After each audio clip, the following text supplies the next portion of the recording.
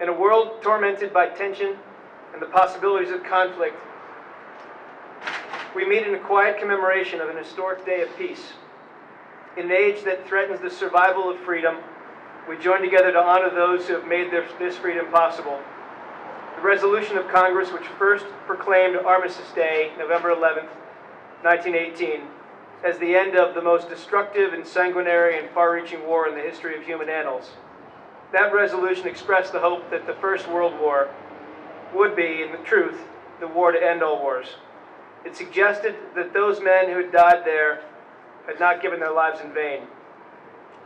It's a tragic fact that these hopes have not yet been fulfilled, that wars still more destructive and still more sanguinary followed, that man's capacity to devise new ways of killing his fellow men have far outstripped his capacity to live in peace. Some might say, therefore, that this day has lost its meaning, that the shadow of the new and deadly weapons have robbed this day of its great value, that whatever name we now give this day, whatever flags we fly or prayers we utter, it's too late to honor those who've died before and too soon to promise the living an end to organized death. But let us not forget that on November 11th, 1918, signified a beginning as well as an end. The purpose of all war, said Augustine, is peace.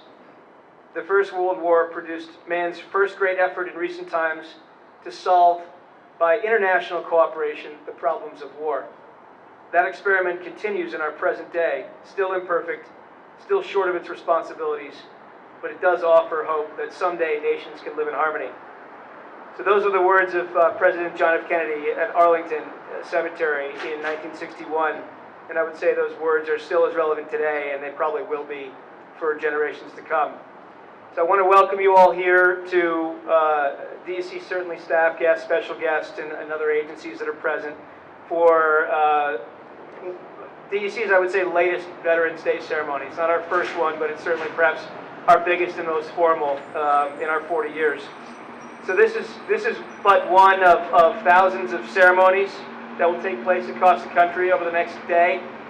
We're approaching now the 100th commemoration, 100th anniversary of this commemoration.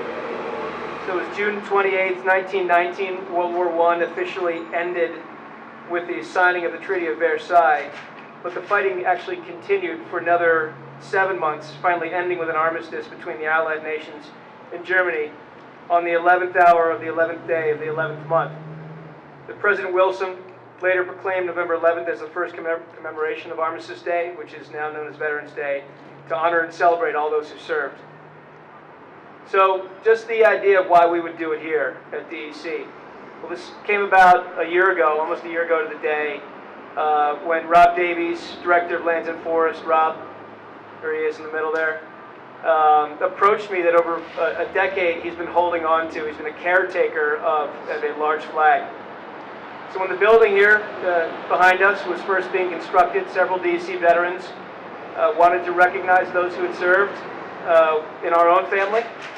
So they purchased a beautiful hand-woven flag, an 8x12 flag, to fly over our new home. So needless to say, their plan encountered some obstacles and some red tape. That was 1999, and it's 2016. And sometimes government moves quickly, and other times we move a little bit slower. But really, thanks to their collective efforts, diligence, and persistence, and the help of our sister agencies, OGS, and our friends here in the building, and certainly Mayor Sheehan, Mayor of Albany, who's given us these great lights finally on these lampposts. This is all finally a reality, and we're finally going to raise this flag. So I want to take a moment to send my sincere thanks to Jim Beal, Bill Worster, Jim Regan, and Juan Abadia for bringing us this flag and triggering an event 16, 18 years later now that has enabled us to get together and remember this day. So thank you, guys. First I want to thank Basil and DEC for hosting this ceremony. It's a great crowd, and it's truly my privilege to be here this afternoon.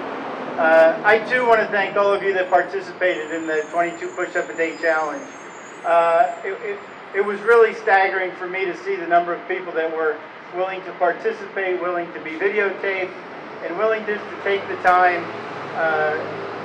to be able to reflect on those veterans we lose every day to suicide.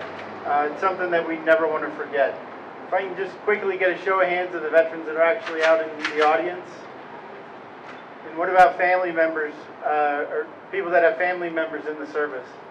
You know, thank you all, the veterans, and those of you who have family members that serve, and please take the time to thank them on behalf of all of New York State. We have many great veterans in New York State, nearly 860,000, and there's definitely more out there that we're trying to find every day. Those that maybe got out of the military in another state and came back to New York, and we try to reach out to those veterans every single day. For me personally, you know, Veterans Day is not about me. It took me a while to get into the mindset that I even was a veteran. You know, for 26 years, I went to work, I was in the military, I was just a service member, and then one day you wake up and you're not, and you're suddenly a veteran, and it takes a while to truly figure out what that means. I think a big part of that is about giving back, but it's also about reflecting on those that you have served with. And that's what Veterans Day for me is all about. It's about the veterans that served long before I was even born, you know, that made this country what it is today, that got us through the toughest times, and continue to serve voluntarily every single day to protect this country. And that's what we have to remember, and those are the veterans I reflect on. You know, I reflect on the service of my uncle who went before me, Vietnam era vet. I was always proud of the fact that combined we had more than 60 years of consecutive service, and this past, about 2 or 3 months ago, we laid him to rest in Arlington. So for me, Veterans Day tomorrow is about him and those who have served long before I ever became a veteran. But I want to thank you all for your service. I truly appreciate the opportunity to be out here today and say a few words. And I wish all our veterans a great day tomorrow. Take the time to reflect. Enjoy your day. And again, those with family members, please say thank you on our behalf for their service. Thank you. And for the veterans who've served, we are in deep gratitude. And one of the things that really, for me, is so important about recognizing our veterans is not just the service that they performed for our country so that we could be standing here today and having this ceremony, so that we could have such a wonderful city with all that it offers, but because of the service that they provided and continue to provide when they came home. We have a Veterans Day parade in this city tomorrow, November 11th. It steps off at 11 o'clock. I hope you will come out to see it. But we have that parade because of veterans who never stopped serving. They came back, they made a commitment, and they make sure that we have that parade every year. We recently hosted the Traveling Vietnam Memorial. It was incredibly moving. It was an amazing experience for people who haven't been able to go to Washington and experience the wall there. And that came here because of veterans who, after they left the service, continued to serve the community. When I look across all of the different agencies that are working in our city and community-based organizations, I find veterans among those who are the most loyal, the most faithful, the most reliable volunteers who help to make things happen in our community, to serve those. So it's that service that doesn't stop, for which I am very grateful on this Veterans Day. Thank you for your service, thank you for your public service, and thank you to DEC and to everyone who helped to make this happen. The city played a very small role in this.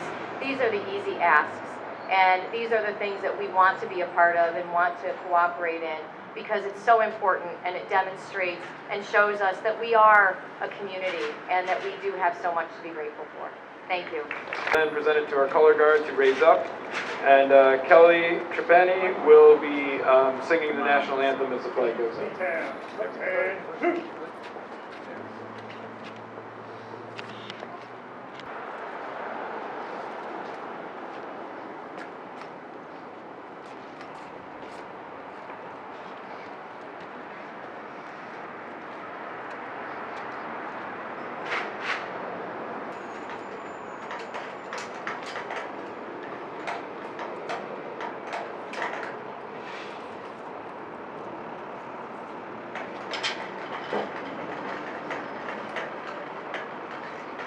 Set. Oh.